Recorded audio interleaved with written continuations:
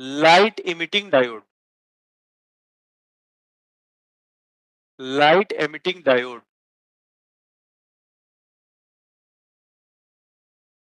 LED. सबने सुन करके रखा होगा, एलईडी तो बहुत जगह सुन के रखते हैं। तो अभी एलईडी है क्या? एक्चुअली में एक पीएन जंक्शन डायोड से ही ये बनता है, डायोड से बनता है, ठीक है। एलईडी छोटी सी देखे होंगे सब लोग इस टाइप की भाई,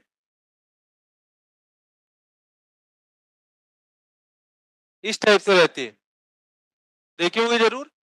एक ट्रांसपेरेंट रहेगा और यहाँ पे बना रहेगा, तो ये एलईडी नहीं है, वो एक ऊपर कवरिंग दी गई है। वो जो ग्लास का ट्रांसपेरेंट है वो एलईडी नहीं है, उसके अंदर एलईडी रखी। किसी ने बल्ब तोड़ करके देखा ये जो वाला आता है एलईडी वाला बल्ब? देखा? नहीं देखा? उसके ऊपर इधर सुनो, इधर सुनो, उसके ऊपर एक प्लास्टिक की कवरिंग लगी रहती है ना, हटा दो। देखो लाइट कहाँ से आ रही है, लाइट इतने छोटे छोटे से डायोड्स लगे रहते हैं, इतने छोटे छोटे से, लिटरली इतने छोटे छोटे से ही डायोड रहते हैं, इससे भी छोटे।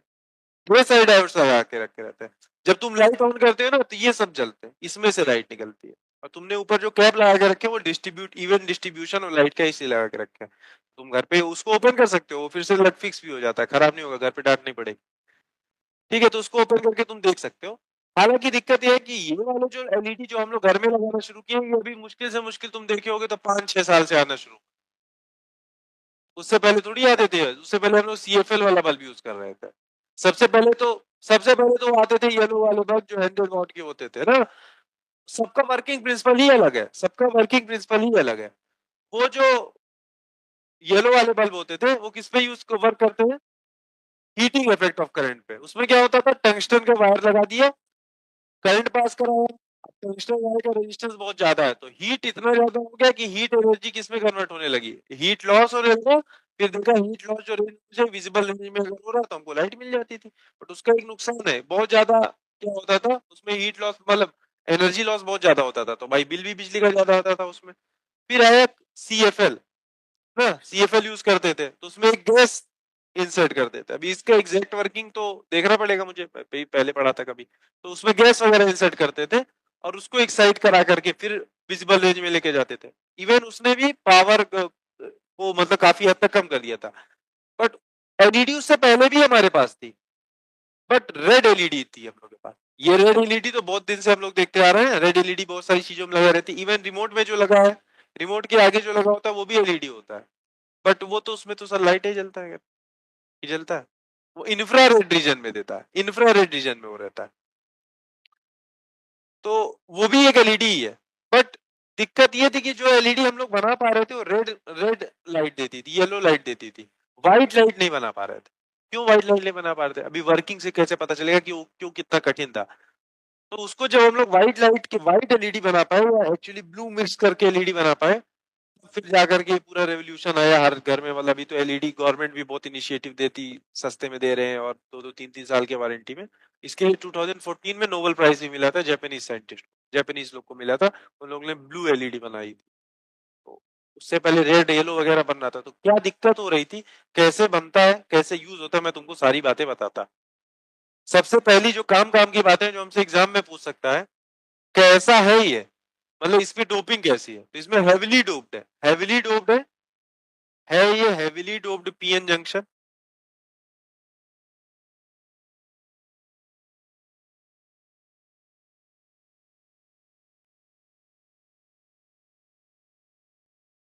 पीएन जंक्शन डायोड ही है ये, हेविली डोप्ड पीएन जंक्शन। दूसरा सवाल पूछ सकता है, फॉरवर्ड बायस में यूज होता है कि रिवर्स बायस में यूज होता है? फॉरवर्ड बायस में, ये जरूर याद रखना भाई, कंफ्यूज नहीं होना चाहिए।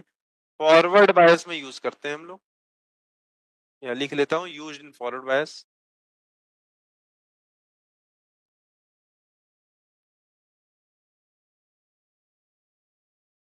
अब सवाल आता है कि भाई डायोड से लाइट कैसे निकल रही है। अब सवाल आता है डायोड से लाइट कैसे निकल रही है, कैसे फोटोन क्या हो रहा। बताओ, डायोड से लाइट निकल रही है, यही जो पीएन जंक्शन पर रहे थे उसी में से लाइट ही तो निकल रही है। इमेजिन करो, जो डायोड पीएन जंक्शन पड़ रहा है इतना बड़ा सा है, उसी में से लाइट निकल रही है, कैसे हो रहा है। देखो बताता हूँ, ठीक है, काफी हद तक विराज और वेदांत ने सही बताया। तुम्हारी बात जो है कि इलेक्ट्रिक फील्ड स्ट्रांग होगी। अगर रिवर्स बायस में लगाते हैं तो जो इंटरनल इलेक्ट्रिक फील्ड इनसे पी की हो जाती थी और जो एक्सटर्नल इलेक्ट्रिक फील्ड थी दोनों ऐड होकर के फील्ड एमिशन कराती थी। और फील्ड एमिशन से का फिनोमेना फिलहाल तो यहाँ नहीं हो रहा, हो क्या रहा है मैं ये बताता हूँ। देखो अभी क्या हमको सब कुछ ज्यादातर चीजें पता है, ये सब कुछ ज्यादा डिटेल में नहीं लिखना, बहुत ज्यादा हो चुका है। ये हो गया मान लो पी साइड, ये हो गया एन साइड। पी साइड में मेजोरिटी में कौन है, तुम लोग बोलो भाई, मुझे कुछ बोले, होल्स। एन साइड में मेजोरिटी में कौन, इलेक्ट्रॉन। फॉरवर्ड बायस मतलब पी साइड को हायर पोटेंशियल, एन साइड को लोअर पोटेंशियल। जब मैंने ये दिया तो मेजोरिटी चार्ज कैरियर क्या करेंगे, जंक्शन को क्रॉस करेंगे। हाईली डोप करा मतलब यहाँ पे पी साइड, पी होल्स बहुत ज्यादा है, यहाँ पे इलेक्ट्रॉन्स बहुत ज्यादा है, तो इनका क्या होगा, जंक्शन के पास आके क्या करेंगे, रिकम्बाइन करेंगे। रिकॉम्बिनेशन का मतलब ऐसा होता है, जो हम लोग पढ़ते हैं कि इलेक्ट्रॉन्स आकर के होल्स में रिकम्बाइन कर गए। ये बताओ जरा तुम मुझे, होल्स पाए कहाँ जाते थे, अगर इसका बैंड गैप स्ट्रक्चर से इसको मैं बात को सोचने की कोशिश करूं, तो ये है कंडक्शन बैंड, ये है वैलेंस बैंड। होल्स कहाँ पाए जाते थे, कंडक्शन बैंड में तो हो ही नहीं सकते, तो होल्स थे इधर में एक्चुअली। रिकॉम्बिनेशन का मतलब समझाने की कोशिश कर रहा हूँ, रिकॉम्बिनेशन का मतलब क्या होता है। तो सर होल्स थे हमारे वैलेंस बैंड, इलेक्ट्रॉन्स थे हमारे कंडक्शन बैंड। ठीक है, तो जो हम लोग बोलते हैं कि पी साइड में बहुत ज्यादा होल्स है, मतलब पी साइड में बहुत ज्यादा वैकेंसी है ना। और पी साइड में तो ऐसा हो गया कि एनर्जी लेवल यहाँ पे क्रिएट हो गया था ना, एक्सेप्टर एनर्जी लेवल, और इन साइड में एक डोनर एनर्जी लेवल क्रिएट हो गया था। तो एक्चुअली में जो रिकॉम्बिनेशन हुआ उसका मतलब ये हुआ कि इलेक्ट्रॉन आकर के यहाँ से होल पे आकर के रिकम्बाइन किए। और जब ये तो अपर एनर्जी लेवल है और ये है लोअर एनर्जी लेवल, जब इलेक्ट्रॉन इधर से इधर आए होंगे तो इतने एनर्जी के डिफरेंस का क्या रिलीज किए होंगे, फोटोन रिलीज किए होंगे। समझ में आई बात। और अगर जो फोटोन रिलीज हो रहा है वो विजिबल रेंज में आ जाए, विजिबल रेंज मतलब 1.8 इलेक्ट्रॉन वोल्ट से लेकर के 3.1 इलेक्ट्रॉन वोल्ट या 3 इलेक्ट्रॉन वोल्ट भी कहीं कहीं लिखा रहता है, अगर इस एनर्जी रेंज का फोटोन रिलीज किया तो हमको क्या मिलेगी, विजिबल लाइट मिलेगी। ठीक है, तो अगर विबग्योर की बात करूं मैं, सबसे पहले रेड बना लिया था हम लोगों ने, रेड की एनर्जी बहुत मिनिमम थी। अब तुम समझो इसको, बहुत कठिन टास्क है, ये बहुत कठिन टास्क है। अब तुम मटेरियल को तो अपने आप से ही बैंड गैप बना होता है ना, तुमने डोपिंग वोपिंग करके थोड़ा बहुत उसके बैंड गैप से साथ छेड़छाड़ की, डोपिंग भी इतनी खतरनाक कि 1 in a million की डोपिंग करनी पड़ रही है, मिलियन एटम में जाकर के एक एटम की तुम इम्प्योरिटी में ऐड करा रहे हो।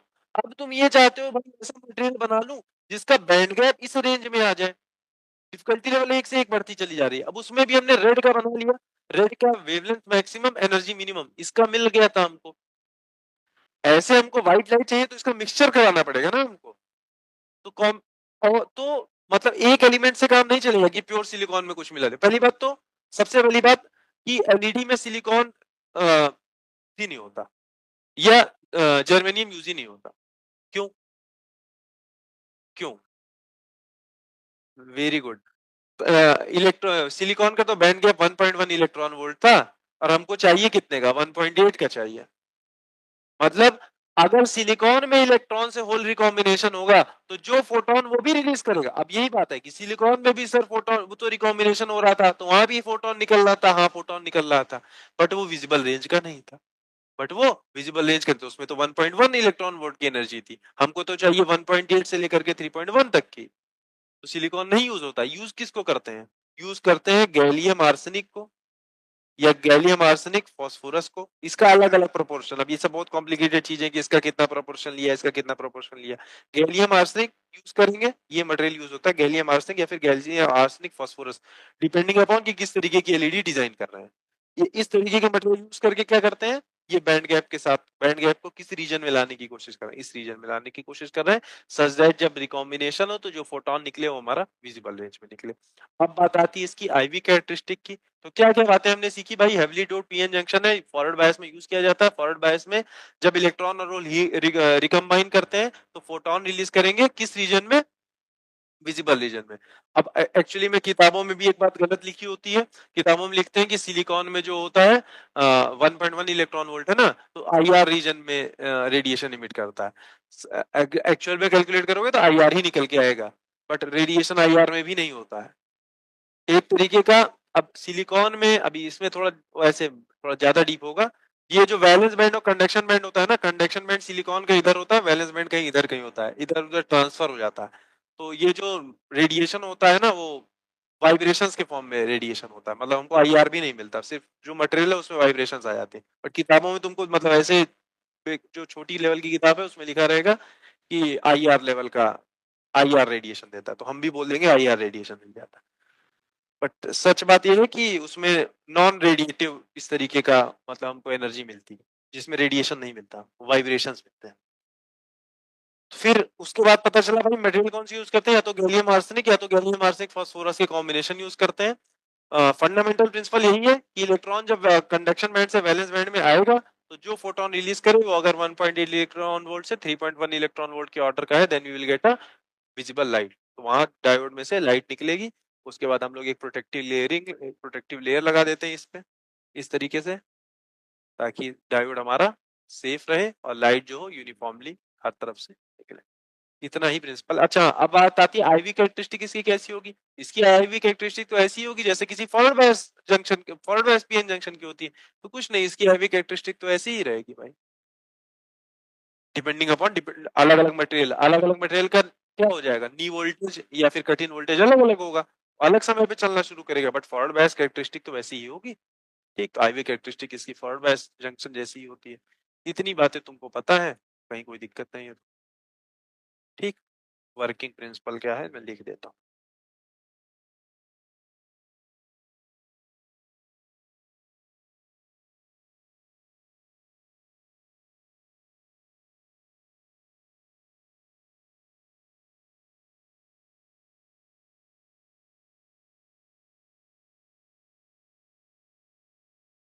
During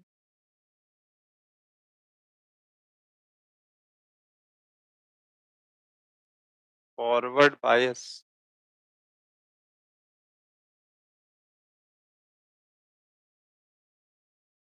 recombination of electron from conduction band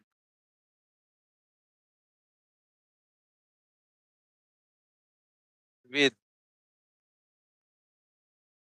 holes in valence with holes in valence band takes place during forward bias. Recombination of electron from conduction band with holes in valence band takes place during the process. Photons in the visible range.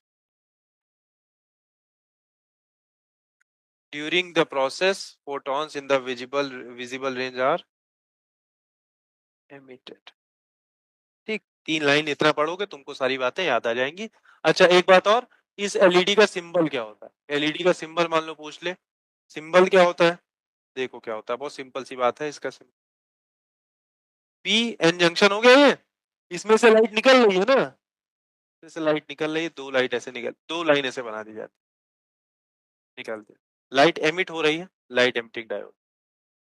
Forward bias में recombination होता है electron का conduction band से holes का valence band में। इस process में photons निकलेंगे विजिबल रेंज, विजिबल रेंज में फोटॉन्स निकले, इसलिए इस टाइप के मटेरियल यूज होते हैं। सिलिकॉन जर्मेनियम नहीं यूज होता, गैलियम आर्सेनिक या गैलियम आर्सेनिक फास्फोरस कल भी लिख लेना भाई, कहीं से भी क्वेश्चन आ सकता है। और जितनी बातें बता दी इसके बाहर का तो कहीं नहीं पूछे।